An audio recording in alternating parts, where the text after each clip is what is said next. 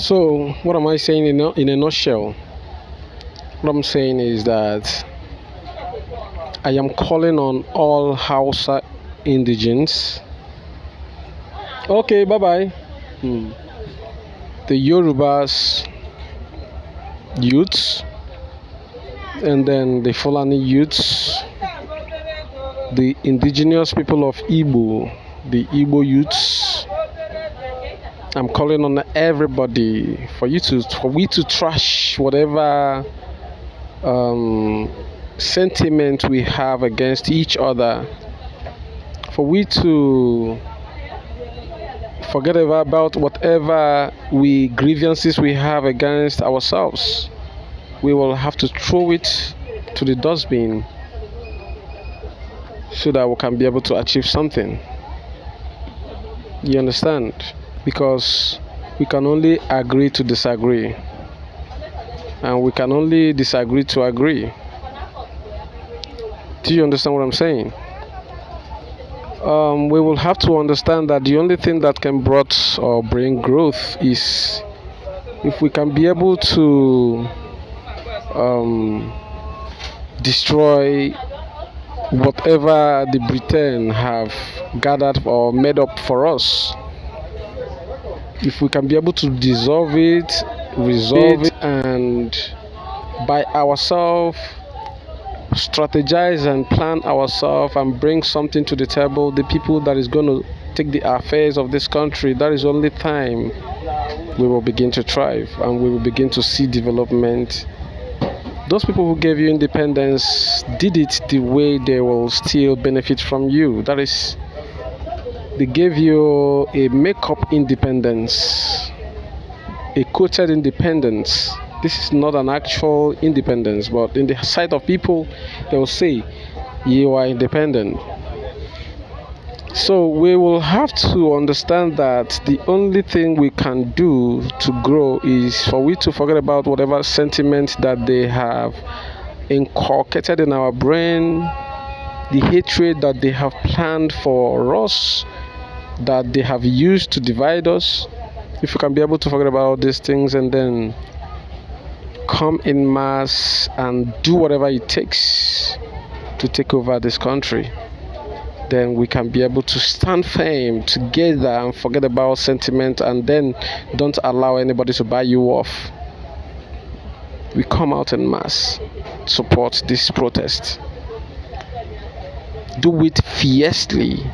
Let them see the the fearlessness of all what we will bring to the table. If they see that we are serious, they must heed. That's my submission. And again, I want to add this to what I have said so far. You see, I'm very happy that someone like Showore is the one that is at the drawing board of this whole agitation. I'm so happy that he is the one that is planning the whole game, the whole thing.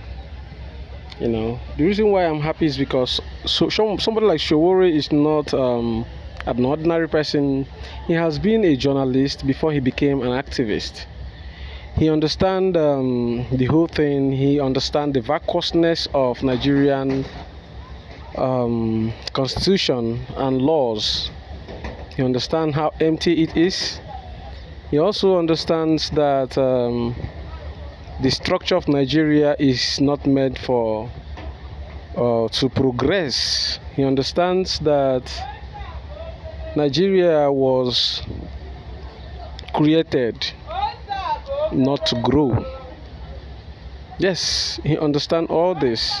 And that is why somebody like him is really at the forefront and agitating and trying to do everything that he can do to destabilize and then neutralize the power of what has been given to us.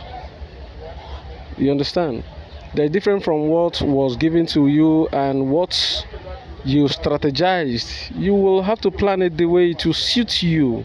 But what you was handed over to is you don't have any authority there, and then however and whichever way the organizer and the person that structured it, whichever way they want is the way you're going to follow, and then That's the route you're going to play. You understand? But if you want to plan something and you want to do this, then you have to plan it and then structure it the way it will suit you.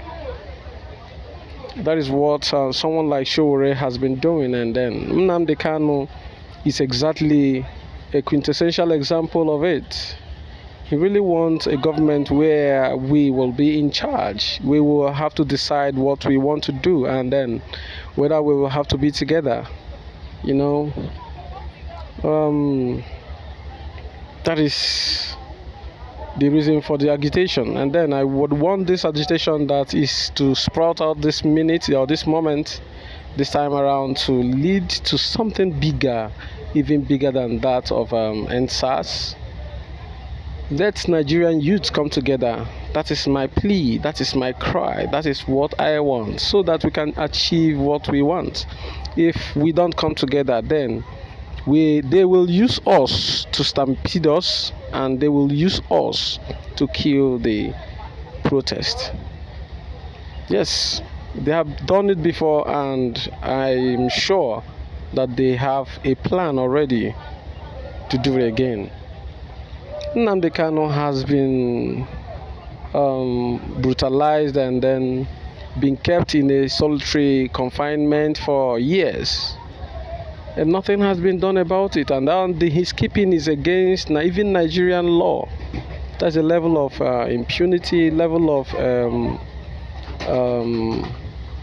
corruption that is ravaging this country, Nigeria. So this is the reason why someone like Showore have stood up to stand for the people and stand for a restructure, so that our country, our environment, so that this Africa will take back its lost glory. Thank you.